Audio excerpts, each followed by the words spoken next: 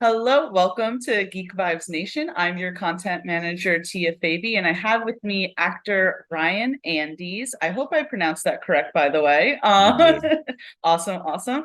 Ryan is here to talk about his many roles on the cartoon Transformers Cyberverse. Ryan, how are you Indeed. today? I'm very well, Tia. Thank you so much for having me. It's a pleasure to be here. Yeah, absolutely. I kind of wanted to just jump in and ask, how was Sure. BotCon? Because you and I met a few weeks ago at a convention in the Bronx, and I know you, Travis, and I believe someone else from Cyberverse were all hopping in a car and going to New Jersey for BotCon. Yes. Yeah, it was just DiGiovanni who voiced Windblade. Yes. Um yeah, we it was a wild weekend. It was the first time I'd ever done two cons in one weekend.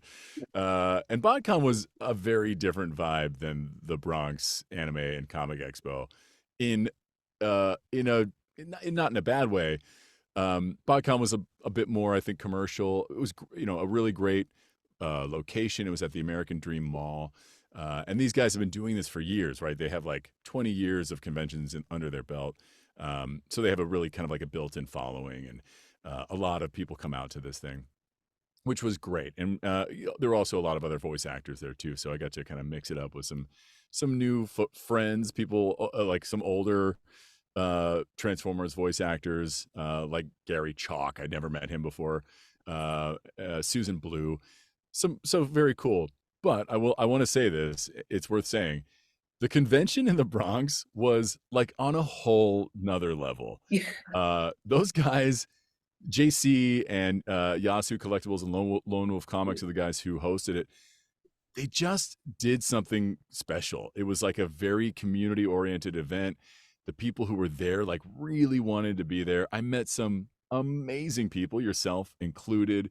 It was just a very positive and very uplifting kind of vibe. And I really I just was so energized by that convention and by all the cool people I met that day. I'm glad that you were, just because again, you had so much to do in one day. Yeah. Um, it was very nice, honestly. When I first got there, at first I was like, okay, where is it? Because they were having like a festival outside. Right. Um, Right. but then I saw some people in cosplay, and just how I do at New York Comic Con, I go just follow the people in Follow the cosplay. cosplay. Yeah, dude, that's the You'll way. get to where you need to be just fine. Yep. So Yep. Yep. I liked it. I Yeah. definitely was happy to be there, see everyone. Yeah. And it was nice. I felt like there was a bit of a Transformers Cyberverse kind of reunion there. It was. I know. It Yeah. was kind of nice. Well, it's what is cool about our show is that it was entirely cast by New York casting people and comprised entirely of New York City voice actors. Most animation, especially animation that is done two voices, as in not dubbed, is usually done cast in LA. So to have an original show that was pre-laid, as in animated to our voices, was really unusual. And so we have this little pocket of Transformer voice actors that live in the area. And so any chance we get to do a convention together is one we'll take. Are you guys like for the most part all kind of in the same cell phone circle? Are you in like a group chat together? Yeah, I mean we knew each other. A lot of us knew each other kind of because of the show, or some of us before the show, but because we've been doing events now together over the last few years, we have definitely become better friends, and we all really like each other, which is nice. Yeah, we're like a weird little animation family, a little Transformers squad. It's cool. It's great. They're all really good people. I think that's a testament to not only the quality of actor, but the people who cast it did a really good job bringing good people together. Yeah, and Cyberverse is one of those shows that I didn't know what to expect at first, because you get Mm, into it, it's an animated show. It's yeah, especially the first few episodes are quite a little goofy, right? But totally. Yeah, I mean then it is for kids, but yeah. but it is made by adults who love the show, who love Transformers, and that starts to really become evident as you watch it. insanely evident. Yeah. One of my very good friends, we became friends due to our love of Transformers at the time. Right Transformers on. Prime was on. Yep. And then we kind of had gotten away from what was coming out in the time in between. So then when we both Mhm. got into it, I was like, oh, there's this show called Cyberverse. Let me get into it. And now I've just been texting her constantly, like, you have to watch it. It is so good. Yeah. And the two main voices that you play on it that I wanted to touch upon were Hmm. Grimlock and Shockwave. And Yes. when you and I met at the convention, you had said you had gotten Grimlock first, right? I did. I mean, they kind of happened at the same time, but I auditioned with Grimlock's, his lines for the most part, and then Randolph Heard, the guy who created the show and was part of the casting process, he had the idea to have me read. Yeah, I mean, I read for a bunch of different parts. I even read for Prime, and I was like, oh, this one. Like, I kind of thought that was the direction that they were going to go, You was thought that was having in the me. bag. Oh, for sure. Um, because I love Grimlock, but I didn't really quite understand the whole, like, dichotomy, the bot voice versus the dino voice, until Randolph kind of directed me to be more of like he wanted me to be kind of like a musketeer, very like I can see that. adventurous and lively and gregarious, and that felt really right to me. That's like settled in a place for me that was really good. And then he asked me to do Shockwave, which was like the exact opposite. Yeah. And it's actually why it worked so well, because I was using two very different parts of my brain and my voice to do these characters, and it just was so incredibly cool. It was like the most satisfying and like dream come true kind of thing that could have happened.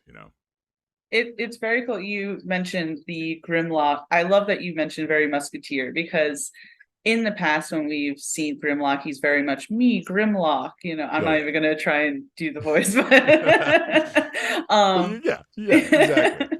but Very then in me, this, Grimlock. Yeah. Very like Roy. He's like kind of goofy. He's always been kind of like this cast as like a kind of comic relief, right. dummy, brute kind of guy, which we all know. That's familiar. But then in this, we have him. He's very jovial. He's all about good cheer, and he has this Totally. after battle soirees, which is just so great. It's so great. I truly love that that's the direction they went with him. He turns into kind of like the life of the party. Like, he's like the guy that everyone wants to hang out with. He's out there Right. pouring energon into people's cups. I'm like, this is, in a Yeah. way, it's kind of like who I am. So it was like it felt like a very perfect match. And so that was on their decision, right? Yeah. That they Yeah. wanted Grimlock to be like that. But then Yes. I Yep. I did see something on the like Transformers wiki that you kind of used inspiration from the original Grimlock voice actor for then the Dinobot mode. That's right. Yeah, and I think that was what I was what I was thinking when I auditioned with Grimlock, was like the Greg Berger, uh, you know, me, Grimlock, that guy is who I was basing my audition on. I had that voice in my head. Um, so I think it was kind of like the perfect storm. I because I had that already, it was the Musketeer version that is what clinched it, because I could do Mm, both pretty right. well. So I think yeah, you but did well with thank it. you. I appreciate that. But like for me, it was almost like paying homage, like, because I still had Dino version, I wanted to make sure that that version of him was, honored in this take on the show. Part of me wonders if your performance as Grimlock has kind of inspired Grimlock's performance in Transformers Earthspark. I don't know if you've watched it, but um, I, I I haven't I yet. I forget the actor's name. I think it's David Keith. I'm very bad at this, but off the spot. Oh, is But it actually Keith David? Keith David, yes, It's yeah. Keith David. Oh my Hmm. goodness. I mean, look, that guy, like, he to me is like the legendary status of voice actor, and I would be I would be beyond blown away if Keith David was basing any performance off of what I did. I Well, would love to talk to him. I only say that because in it he doesn't have the me Grimlock. He's very like haha and stuff like that. I actually did not know that, and now I have to watch it. And I'm legitimately going to see if I can reach out to him. I'm going to find out. If I find anything out, you'll be the first to know. Please, because Absolutely. the recent episodes came out like a month ago or so, and that's when they brought in Grimlock, and I'm watching it and go, huh. I mean, to me, I Oh thought my maybe it goodness. was, That is connected. fascinating. Tia, I didn't realize it. Well, now I have to figure it out. Yeah. I'm going to do some digging. I hope that you find out some good stuff here. I'm Me relying on too. you, Ryan. Thank you. Yeah, I've got a good homework assignment now. I'll get back to you. Nice. Yeah. But the Grimlock performances are great. I love the Shockwave performances as well. Those are amazing on Cyberverse. Thanks. What how did you draw inspiration for that character? Because he's had several different types of voices throughout the different iterations of Transformers. Yeah, it's funny is that I was so much more familiar with Grimlock just as a fan than I was Shockwave. I mean, I knew who he was, but I didn't have a voice in my head for him, not like I did with Grimlock. But I did know what he was about, and it's actually weirdly easier to sometimes play the bad guy, believe it or not, in that like the real the key to playing a good bad guy is believing that whatever you're doing is right. That you don't think you're evil, you're just doing the thing that you think you're supposed to be doing. And so everything that you do is backed up by like that righteousness, that like that mission, that desire to be doing what you're doing. So opposite Grimlock, it was just like that cold, logical, scientific minded, kind of detached, emotionless state that Shockwave, I think, is known for, that I kind of honed in on. And I also I love like the dark and dirty stuff, right? Like just personally, that there's so much more. It feels like there's more depth to a character like that. And so Shockwave kind of was much the not as much of a challenge, but more of the like stuff that I could really chew on. I got more invested in doing that character because of the depth that he could bring. Well, Shockwave's character, I think, is where you kind of got the darker spots in Cyberverse between Yeah. his flashbacks with Shadow Striker, Right. all sorts of things. I mean, I did kind of feel bad for him that Megatron was always kind of being mean to him. I mean, underestimating him, I thought was like, oh, poor Shockwave. And then his little rivalry with Soundwave. Yeah. Right. But I guess these are spoilers, but I mean Cyberverse has been out for a few years, so It has. I'm Yeah. put Yeah. it out there. It's But okay. when I'm not spoiling anything. when the episode when Shockwave then sacrifices himself to try and taint the Allspark, that was really dark to me. Kind I of a was big very thing. surprised that the show went in that direction. Yeah. But then, of course, that means the end of voicing Shockwave. Were you, not maybe upset, but kind of surprised that that was happening? Yeah. I mean, we got our scripts in advance, so I knew it was going to happen. But yeah, I to be honest, I mean, I kind of in terms of how Shockwave, how much of a role he plays in just the general universe, uh, I did find it surprising that they would decide to eliminate him.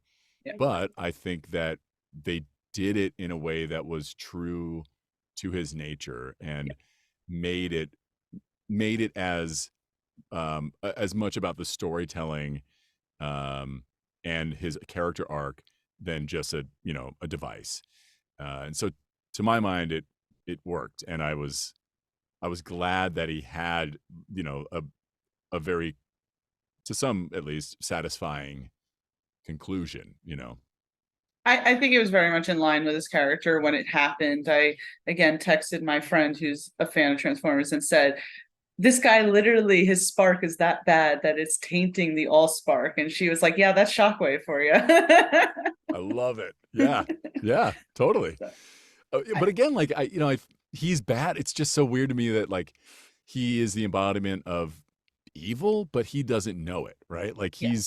he's just following orders, right? Like he ultimately is like a very loyal Decepticon doing what he's told. Yeah, that Uh was Megatron's instruction. Okay, Shockwave, right. do the final step of the plan. Exactly. Exactly. What if he were in charge? And I think there are versions of stories that have been written in the comic book world where Shockwave, I think, is the leader. I think he has stepped in, and it's a very different world when Shockwave's in charge. I Yeah, almost like it better. in the IDW comics, I've read them here and there, so I don't know the overarching, but I do know at Yeah. some point he takes the role of the leader of the Decepticons away from Megatron, and he does some Right. really messed up stuff as the Yeah. leader. Totally. Yeah. No, It, it's dark. He gets really it dark. gets Yeah. really dark, so much so that if you're a fan of like the comics, you know that Megatron literally becomes an Autobot to like Right. get I guess Shockwave off balance or something. Oh That's how wow. bad Shockwave is. You Yeah. literally make Like Megatron change sides. amazing. I mean, I will say that that is actually one of the great things about this story in the Cyberverse world is that some of these Decepticons are redeemable, and Megatron is no exception. I mean, he ends up spoilers, but he does end up kind of becoming redeemed in a way. Um, Starscream, not so much. Not so, but Soundwave Soundwave too. gets Yeah, they both Soundwave do. gets redeemed. Right, right. So no, it's great. I love the Cyberverse, and on top of you playing Shockwave and Grimlock, I believe I also read Iaconus. Is that correct? Yes, yeah. Which, yeah, it was kind of a smaller one. It was the like battle of the Titans for the during the war. Was it the war for Cybertron or something? One of those. Um, yeah, I mean, I didn't realize how what a big deal Iaconus was before I voiced him. It wasn't until afterwards that I was like, oh, that's who Iaconus is. Interesting. Um, but I also appreciate that the writers were pulling um, characters out from the history of Transformers and integrating them into the story. Um, Sadly, Iaconus he doesn't make it. He He doesn't doesn't make it he doesn't last either. very long. Well, the other characters that you voice, like Iaconus, I believe, double Oh, it was dealer, double crosser. Yeah, yeah, double yeah. In the crosser. final season, yeah. With those roles, did you audition for them, or was it kind of like, hey, we need people to voice this? You're already on the crew. Do you kind of want to do this? Believe it or not, we still had to audition for those. Oh, okay. Yeah. Wow. Well, Okay. especially the Iaconus, I think they had me in mind for, and they just sent me stuff to read, and then I think they just decided. But I do believe I was up against a few other fellow. I think they just sent it out to people who were already in the cast. Um, they did like to reuse voice actors. In Jeremy's case, he was used for like I don't know 10 different robots. But with Double Crosser, that was actually a whole new round of casting because that was helmed by a different director, Ed Helms, not Ed Helms. Oh my God, Ed. What's his? Oh my God, Ed. I'm so sorry, Ed. I love you, dude. It'll come to me in a sec. But he was kind of like in charge of casting those new characters, and so he was the one who sent out breakdowns, and I ended up reading for like almost all of those characters, but it was Double Crosser that I booked. It must have been nice because so like at the end of Cyberverse, we got those two longer episodes, kind of Yeah, like movies, kind of for right, like mini movies. Yeah, yeah. right.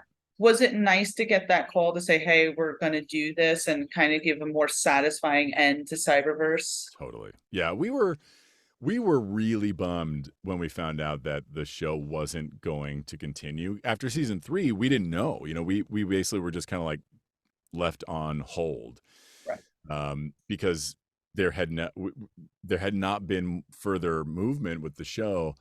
I think it was a Hasbro thing. I don't exactly know why.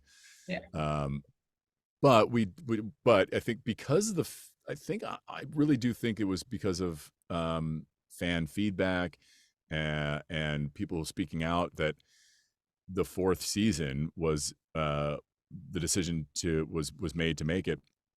And so yeah, it was great, and it was also really nice to have a different director too. I think Ed Lewis. Thank you, brain. Uh, Ed Lewis is a wonderful director. He's done a lot of cartoons, and his style was just a lot different. And he's someone that I felt really comfortable working with. Um, and so I think he was able to like pull a larger range out of all of us, and it just added so much to the final sort of moments of the show. I think it gave it I think it gave it a very, like you said, a very satisfying conclusion, knowing that we could kind of go out on our own terms. Yeah, it was really nice. I mean, you had Grimlock meeting the rest of the Yeah, Dinobots, we finally got all the Dinobots. I which mean, was that was great. inevitable. Yeah, I was like so bummed that potentially wasn't going to happen, and they made it happen. Thank goodness. It really was a nice end. I liked all the inspiration that was brought from the comics. You had Tarn in the last episode, Yeah, and that's right. I thought it was great. So Cyberverse, I think, is very much an underrated Transformers show that people need to watch more. Thank you for saying that. I agree. And so now that you have voiced, all these characters on Transformers Cyberverse, Mhm. did you want to voice any other Transformers characters? Like, is that desire still there that if something popped up, you would then maybe audition for it? Oh, absolutely. I mean, the world of being a voice actor is like, we'll take what I mean. Like, I'm happy to do as much work as I can get, but especially with Transformers, especially because of Cyberverse, I feel like a lot more of an ownership of the role. Mainly because we didn't dub it; it was our voices that, again, we're creating the show. Um, I was a little disappointed that the the versions of Transformers that came out, the animated versions that came out after Cyberverse, they were all done in LA, and they didn't reach out to any of us to be a part of that, which I was disappointed about. I get it, like everybody, gets a chance to do it. So if ever a creator, a producer, or director wanted to have us back or have me back to do another voice or another role, I mean, yes, in a heartbeat, I would absolutely do it. Um, and I do hope that the Cyberverse thing, the show itself, continues to spread. What I loved about these cons these past weekend was I really started to understand that the show, it still kind of is living on for people. And I got to meet, like, kids, parents who introduce the show to their kids. It's still gaining an audience. It still has traction. And I really hope that it lives on for a while, and maybe, just maybe, there's a chance. I'm definitely, there's no official word on this at all, but like, wouldn't it be cool if we got another season or two out of it? Oh, it would be so cool. I think that as far as the fans' reception goes in the last few years of what we've gotten out of Transformers, that Cyberverse is kind of like this pinnacle out of everything else. I mean, Yeah. I'm a Transformers fan. I've watched the Netflix show. And I like it. I think it's fine. Got a lot of criticism, but it's like if Yeah. you want to look at what we've gotten the past like 5 or 6 years of Oh Transformers, yeah. it's like Cyberverse is like Right. Totally. And it's, again, I think really it's makes such a difference when it's created by people who enjoy it. truly love the universe, they love the characters, and they know the history and the lore so incredibly well. It really makes a difference. Absolutely. That's we love fans getting to do what they love, you Yeah, know? yes, exactly. And I love that, like, I wasn't as I was a fan growing up, but I'd lost kind of my fandom as I grew up. But the show, like, really brought me back into the fold, um, in a way that I didn't expect. And I'm finding myself, like, really loving that world again. And yeah, I mean, I'm still not the biggest fan of the movies, but like I I'm don't I blame you.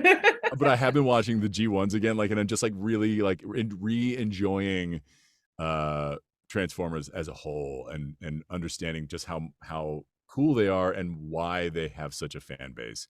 Um with myself now very much included. You definitely have to at least see those clips of Grimlock and Earthspark just to I'm see if you can see the definitely going comparisons. to check it out. No, that is next on my list. Like I said, I will let you know what I dig up for sure. Are you going to New York Comic Con? Speaking about conventions, I will be. I'm not going to be there as a guest, but I will be going. I tend to go every year. I have a nice. lot of friends who are either exhibitors or just fellow voice people who are going to be there. So yeah, I'll be there. I think on Friday and Saturday of this year. I go Yeah, Saturdays just because I one year went 2 days in a row and it's a lot. it's a lot. It is a lot. It is It a is. lot. I agree. I usually, yeah, I can only handle one day, max two. Whatever it is genuinely an incredibly deep experience. I mean, Oh it yeah. is profound nerddom at its finest. Every single facet of culture is represented there, and I love it. I just eat it up. It's so cool to see people celebrating the things they love in such a, like, explosive way. It's I awesome. love it. I've been going for Yeah. the last 10 years. I Yeah. absolutely love New York Comic Cool. Con. Yeah. Same. So Same. Well, hopefully I'll see you there. If I'm there on Saturday, I'll look for you. nice, awesome. And so Yeah. before I kind of let you go and everything, again, Mhm. you've done more than just Transformers. You know, you've been in Yu-Gi-Oh, you've been in other things, you even have been live action roles and such. I So have. what do you got going on next? I mean, where can people look for you? Well, I've been busy with some projects. A few I can't really talk about, but there are some audio, let's just say some high-end audio drama stuff that has been produced that I think has been put on hold because of the strike. Right. So it means like a lot of work is kind of just sitting, but it will eventually hopefully be released. I do a lot of commercial work as well. So, I've got spots running for Kinder Bueno and Saya Trucking, and I just shot a commercial up in Toronto for Sling TV that's now released on camera. That one actually shows The the face. face. Yeah, yeah, exactly. Um, and also I just almost finished putting together a new website. I'm going to be doing kind of like a release of just clips and new content, and I'm going to be building and putting up content on a YouTube channel pretty soon. So all that stuff you can probably find either via my Instagram, which is at Andes Ryan, or on my website, which is www.ryanandes.com. That was the website that you had given me, right? The little I like, believe it. yeah, Yes, I believe it yeah. was. Yeah. Well, it had everything on it. So I'll make Oh, sure to cool. link that down below so that everyone can find Wonderful. you. Thank you. And whatever you have, if you want it promoted, if you ever want to come back on and promote whatever project you got, Oh, we're cool. here. Oh, wonderful. That's really sweet. Thank you to you. I would be Yeah, happy to come back anytime. nice. Well, Ryan, thank you again for stopping by Geek Vibes Nation. I really Pleasure. appreciate it. And again, if you have not watched Transformers Cyberverse, make sure you do so because it is phenomenal. But It's awesome. thank you again, Ryan. Thank you to you. See ya.